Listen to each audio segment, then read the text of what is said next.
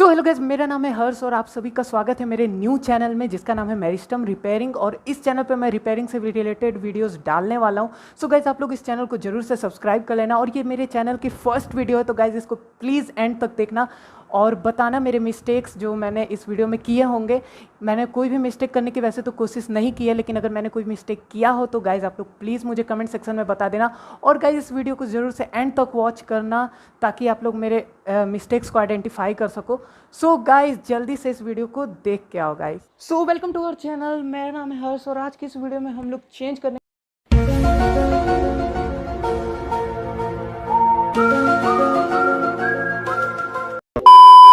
वाले अपने साइकिल के बॉटम ब्रैकेट के बेयरिंग्स को, जिसके लिए हमें इन टूल्स की ज़रूरत पड़ेगी।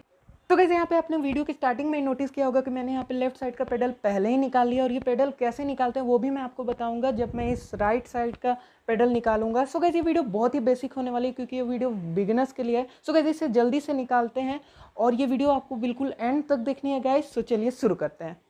सब्सक्राइब करें हमारे चैनल को ऐसे ही साइकिल रिपेयरिंग टिप्स देखने के लिए।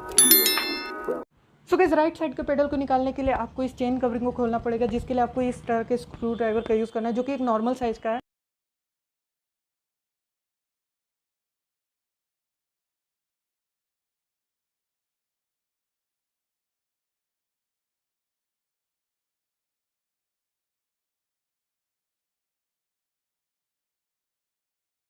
ये वाला नट बोल्ट मैंने साइकिल में बाद में लगाया था ताकि चेन कवरिंग मजबूती से लगा रहे और ये साइकिल के साथ नहीं आता। तो अब इन दोनों नटों को भी जल्दी से खोल लेते हैं। और गाइज ये वाला नट बोल्ट मैंने इसलिए अपनी साइकिल में बाद में लगाया क्योंकि जो साइकिल के साथ आती हैं वो बहुत ही ज़्यादा कमज़ोर होती हैं और उनके टूटने का चांस होता है, इसलिए आप लोग भी गाइज चाहो तो बदल सकते हो। अब इस नीचे वाले बोल्ट को खोलने के लिए आप लोग यहाँ नीचे से स्क्रू ड्राइवर लगा के खोल सकते हो, लेकिन यहाँ मैं आप लोगों को दिखाने के लिए साइकिल को पलट लेता हूँ।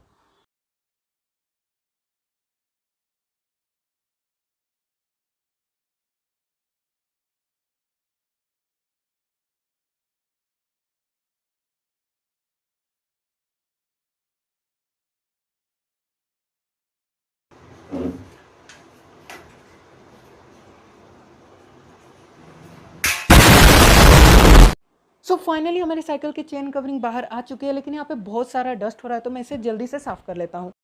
और अब अपनी साइकिल को जब भी खोलो एक बार अच्छी तरीके से साफ़ कर लो। वैसे तो मैक्सिमम लोग साफ़ कर ही लेते होंगे, लेकिन इससे होता क्या है गाइज, आपके साइकिल के पार्ट्स नए रहते हैं और अच्छे दिखते भी हैं और वो जल्दी ख़राब भी नहीं होते। फाइनली हमारा क्रैंक सेट साफ़ हो चुका है और ये जो नट आप लोग यहाँ पे देख रहे हो ये बिल्कुल आप इजीली 10 नंबर के ओपन स्पैनर से खोल सकते हो, जैसा कि मैंने यहाँ पे इसे खोल रखा है बिल्कुल इजीली। और यहाँ पे मैं पत्थर का यूज़ कर रहा हूँ, देसी जुगाड़ है ये, लेकिन आप हैमर का भी यूज़ कर सकते हो इस जगह पे स्ट्राइक देने के लिए ताकि ये बोल्ट बाहर आ जाए। सो मैं यहाँ पे जल्दी से स्ट्राइक देके इसे बाहर निकाल लेता हूँ और ये बहुत ही ईजिली निकल जाएगा। 10 से 5 आपके स्ट्राइक में ये बाहर आ जाएगा। और इसे निकालने के बाद अब आगे के प्रोसेस में चलते हैं, जिसके लिए आपको ये क्रैंक सेट निकालना होगा। सो गाइज मैंने इस क्रैंक सेट को यहाँ पे बाहर निकाल लिया है और इसे निकालना इतना भी आसान नहीं है जितना ये दिखता है। लेकिन गाइज ये इतना भी मुश्किल नहीं है कि इसे कोई निकाल ही नहीं सकता। अगर इसे कोई निकाल ही नहीं सकता तो ये मेरे हाथ में थोड़े होता। तो अभी मुझे एक और चीज़ दिख रही, ये भी बहुत गंदा है, तो अभी मैं इसे भी बहुत अच्छी तरीके से साफ़ कर लेता हूँ। उसके बाद नेक्स्ट स्टेप पे चलते हैं। अब इसे साफ़ करने के बाद मेरे दिमाग में क्वेश्चन आ रहा है कि क्या ये बाहर निकलेगा। वैसे इसे निकालने की तो कोई ज़रूरत है नहीं, लेकिन मैं सोच रहा हूँ कि अगर ये निकल जाए तो हम इसे भी अंदर से देख पाते हैं। तो देखते क्या होता है।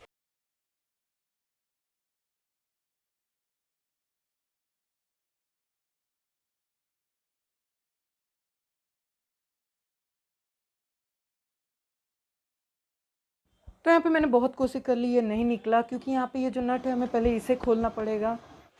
तो फाइनली हम लोग देखेंगे कि हम अपनी साइकिल के बॉटम ब्रैकेट के बेयरिंग्स को कैसे चेंज कर सकते हैं। और मैंने मेन इसी चीज़ के लिए ये वीडियो बनाई है, लेकिन ये वीडियो बेसिक थी इसीलिए मैंने उतना सारा काम किया पीछे का।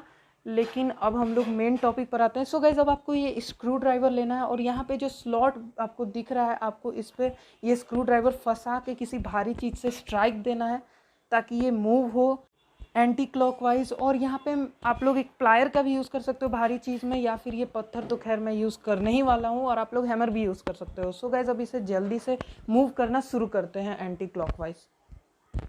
तो यहाँ पे आप लोगों को अपने हाथों का ज़रूर से ख्याल रखना है, क्योंकि ये कई बार फिसलता है, जैसा कि आप लोग यहाँ पे नोटिस कर सकते हो। तो अब ये फ्री हो चुका है, आप 2 से 3 स्ट्राइक दोगे, उसके बाद ये फ्री हो जाएगा, उसके बाद आप अपने हाथों से खोल सकते हो गाइस। तो यहाँ पे अभी मैं हाथों के ही इस्तेमाल से इसे खोल पा रहा हूँ। एक लॉन्ग नोज प्लायर या फिर कोई भी नुकीली चीज़ जैसे कि ये स्क्रू ड्राइवर की हेल्प से आप लोग इस बोल्ट को ईजिली खोल पाओगे। बस आपको ये जो होल अभी आप देख सकते हो, उसमें आपको इस होल में इसे फंसाना है। जो भी आप नुकीली चीज़ लोगे उसे फंसा के फिर आपको इसे एंटी क्लॉकवाइज डायरेक्शन में ऐसे स्ट्राइक करना है किसी भी भारी चीज़ से, जो कि मैंने अभी आपको दिखाया। वैसी कोई भी भारी चीज़ से आप इसे स्ट्राइक करके मूव करा सकते हो एंटी क्लॉकवाइज, और आप इसे खोल सकते हो। लेकिन आपको उससे पहले एक बात का ध्यान रखना है कि जो भी आप टूल यूज़ करोगे वो थोड़ा सा ज़्यादा नुकीला होना चाहिए, और उतना भी नुकीला नहीं होना चाहिए, बस थोड़ा सा ज़्यादा नुकीला होना चाहिए, जिससे वो स्लिप ना करे, इस होल से बाहर ना आए। क्योंकि अभी आप लोग यहाँ पे नोटिस कर सकते हो मेरा ये बार बार स्लिप हो रहा है, जिससे मेरे हाथ पे चोट लगने के चांसेस बढ़ रहे हैं। इसीलिए आप लोग थोड़ा सा ज़्यादा शार्प चीज़ का यूज़ करना। हालाँकि ये खुल जाएगा, लेकिन बस थोड़ा बहुत स्लिप करेगा, तो आप लोग इस बात का ज़रूर से ध्यान रखना। तो अब ये लगभग खुल चुका है। स्ट्राइक करने के बाद अब ये 50% खुल चुका है, और जो 50% अब ये बचा हुआ है उसे आप अपने हाथों से भी खोल सकते हो, क्योंकि अब ये लूज़ हो चुका है इस हद तक जिससे आप इसे हाथ से ईजिली रोटेट कर सको। तो अब मैं इसे एंटी क्लॉकवाइज जल्दी से रोटेट करके बाहर निकाल लेता हूँ शाफ्ट को। ये बोल्ट अब बाहर आ चुकी है पूरी तरीके से, और अब मुझे इस शाफ्ट को बाहर निकालना है। उससे पहले आप लोग ये देख सकते हो गैस कितना काला हो रखा है, और मेरे पूरे फर्श पे अभी चारों तरफ बॉल बेरिंग्स बिखर चुके हैं। तो मैं जल्दी से शाफ्ट को निकालता हूँ, और उसके बाद देखते हैं क्या हालत है शाफ्ट की।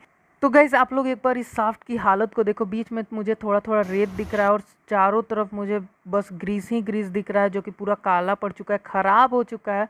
तो अभी हम लोग इसे साइड में रखते हैं और देखते हैं बॉल बेरिंग्स की क्या हालत है, क्योंकि ये तकरीबन 4-5 साल पुराने हो चुके हैं ये बॉल बेरिंग्स। तो अभी मैं इन्हें निकाल लेता हूँ। तो यहाँ पे पूरे बॉल बेरिंग्स नीचे पूरे बिखर चुके हैं, आप लोग यहाँ पे देख सकते हो, पूरा बिखर गया यार यहाँ पे चारों तरफ। और अभी हम लोग इसके अंदर देखते हैं क्या हालत है, और यहाँ पे मेरे पूरे हाथ भी काले हो चुके हैं। तो अभी यहाँ पे देख सकते हो ये। तो अभी मैं इसे जल्दी से साफ़ करके मिलता हूँ। तो यहाँ पे मैंने एक ग्रीस ले लिया, ये मुझे अभी जस्ट काम में आने वाला है, तो अभी इसे हम लोग साइड में रखते हैं। तो अभी हम लोग मेन चीज़ पर आते हैं, जो कि ये साफ्ट है। अभी इसे हम लोग साफ़ करेंगे, इस साफ्ट को भी और उस बोल्ट को भी, क्योंकि उस बोल्ट में ही बेरिंग्स रहते हैं। तो अभी मैं इसे जल्दी से साफ़ कर लेता हूँ। आपको भी इसे बिल्कुल अच्छी तरीके से साफ़ कर लेना है। तो यहाँ पे आप लोग देख सकते हो पूरा यहाँ पे ये घिस चुका है फ्रिक्शन से। आप लोग चाहो तो इस साफ्ट को ही बदल सकते हो, लेकिन अभी ये मेरा साफ्ट ठीक है, तो मैं इसे नहीं बदलूँगा। तो अभी मैं इसे अच्छे तरीके से बस साफ़ कर लेता हूँ, और फिर उसके बाद हम लोग वो वाले बेरिंग को भी साफ़ करते हैं। तो गाइस अब इस बेरिंग को ले लेते हैं। आप इसे बेरिंग कहो चाहे नट कहो, कुछ भी कहो। तो अब मैं इसे जल्दी से साफ़ कर लेता हूँ, क्योंकि हमारे बेरिंग्स इसी में रहने वाले हैं, मतलब इसी में रहेंगे बेरिंग्स हमारे। तो हम इसे जल्दी से अच्छे से साफ़ कर लेते हैं। और हाँ गाइस, आपको इसके थ्रेड्स को भी अच्छे से साफ़ करना है। आप चाहो तो ऑयल भी अप्लाई कर सकते हो इसके थ्रेड पे, तब साफ़ कर सकते हो, क्योंकि जब हम लोग इसमें बेरिंग्स डाल के इसे वापस अंदर टाइट करेंगे तब हमें कोई भी तकलीफ़ ना आए।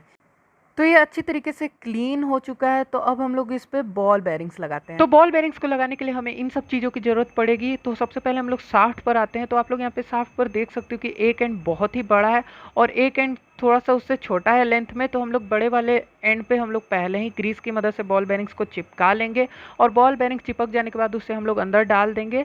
और फिर उसके बाद जब वो अंदर चला जाएगा तो उसके बाद हम लोग इस छोटे वाले एंड पर भी बॉल बेरिंग्स बाद में लगा लेंगे। तो सबसे पहले हम लोग बड़े वाले एंड पे बॉल बेरिंग्स को लगाते हैं, जो कि हम लोग इस ग्रीस की मदद से लगाएंगे। तो हम जो ग्रीस यूज़ करेंगे उसकी क्वालिटी कुछ ऐसी होनी चाहिए। तो अभी हम लोग ग्रीस के ढक्कन को बंद कर देते हैं, और अभी मैं आपको दिखाता हूँ बॉल बेरिंग्स की क्वालिटी। हालांकि आप पुराने बॉल बेरिंग्स को भी यूज़ कर सकते हैं अगर वो ठीक हो तो, नहीं तो आप लोग नए ही ले लो। वैसे गाइस बहुत ही चीप मिल जाते हैं, तो आप लोग नए ही ले लेना। तो यहाँ पे मैं इन बॉल बेरिंग्स को जल्दी से इस पर चिपकाता हूँ, उसके बाद देखते हैं आगे का प्रोसेस हमें कैसे करना है।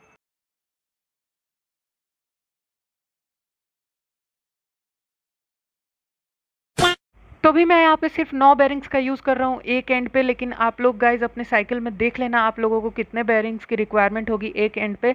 आप लोग जब इस शाफ्ट को खोलोगे तभी आप लोग गिन लेना कि कितने बेरिंग्स वहाँ पे थे पहले से। जितने बेरिंग्स होंगे वहाँ पे उतने ही बेरिंग्स आप लोग उसमें ऐड कर देना, और उससे ना ज़्यादा ना कम। आप लोग जितने बेरिंग्स उसमें पहले से थे उतना ही डालना।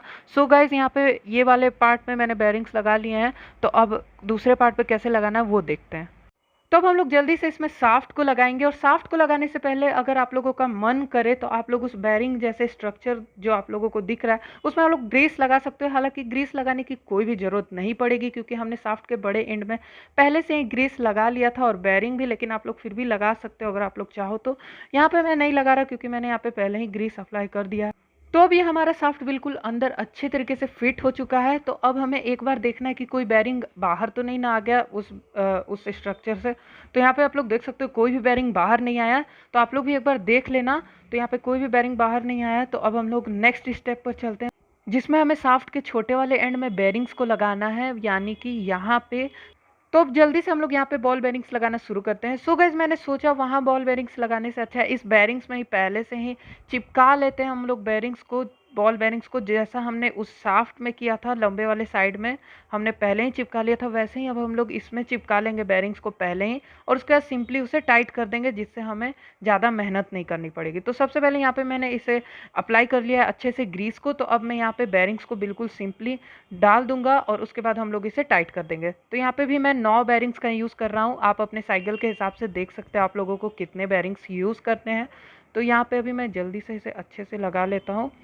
तो यहाँ पे मैंने बॉल बेयरिंग्स को बिल्कुल अच्छी तरीके से यहाँ पे लगा लिया है और यहाँ पे हमें बिल्कुल ध्यान से इसे अंदर टाइट करना है क्योंकि ये बॉल बेयरिंग्स गिर सकते हैं, लेकिन ये गिरेंगे नहीं क्योंकि बॉल बेयरिंग्स को बिल्कुल अच्छी तरीके से ग्रीस ने होल्ड कर रखा है, तो वो गिरेंगे नहीं। और तो अभी हम लोग इसे जल्दी से बिल्कुल आराम से लगा लेते हैं। तो यहाँ पे मैं इसे टाइट कर रहा हूँ और ये ओ गाइज, ये मेरे हाथ से फिसला, लेकिन फिर भी गाइज इसके बेयरिंग्स नहीं निकले। मैंने अभी ध्यान दिया, देखा भी कि बेयरिंग्स गिरे तो नहीं है, लेकिन नहीं गिरे थे। तो अभी यहाँ पे मेरा टाइट हो चुका है बिल्कुल अच्छे तरीके से। आप लोग भी ऐसे ही कर सकते हो, बिल्कुल आसानी से बेयरिंग्स नहीं गिरेंगे। और यहाँ पे मेरा फ्रीली मूव हो रहा है। और हाँ गाइज, आप लोगों को एक चीज़ का ध्यान रखना है कि ये जो मैंने बोल्ट अभी इसे मैंने डाला अंदर, इस बोल्ट को आपको ज़्यादा नहीं कसना है, नहीं तो आपका ये जो शाफ्ट है वो फ्रीज हो जाएगा और घूमेगा नहीं। तो मैंने इसे एक अच्छे खासे जगह पर इसे टाइट कर दिया ताकि शाफ्ट भी फ्रीली मूव कर सके। तो अब मैं इस बड़े वाले बोल्ट को लगा दूंगा और उसके बाद मेरा साइकिल बिल्कुल रेडी हो जाएगा। तो आप लोग भी बिल्कुल ऐसे ही करना। तो इसके बाद हम लोग इसे अब एक स्क्रू ड्राइवर के हेल्प से इसे अच्छे से टाइट कर लेते हैं। ये आप कितना भी टाइट करो उससे कोई मतलब नहीं है, लेकिन ये जो अंदर में छोटा वाला बोल्ट लगा है उसे आप लोगों को एक लिमिटेड अमाउंट में ही टाइट करना है। तो गाइस, पूरा प्रोसेस फाइनली खत्म हुआ और यहाँ पे बॉटम ब्रैकेट में बेयरिंग्स भी चेंज हो गए। और आई होप आप लोग सीख गए होंगे कि कैसे हम अपने साइकिल के बॉटम ब्रैकेट के बेयरिंग्स को चेंज कर सकते हैं।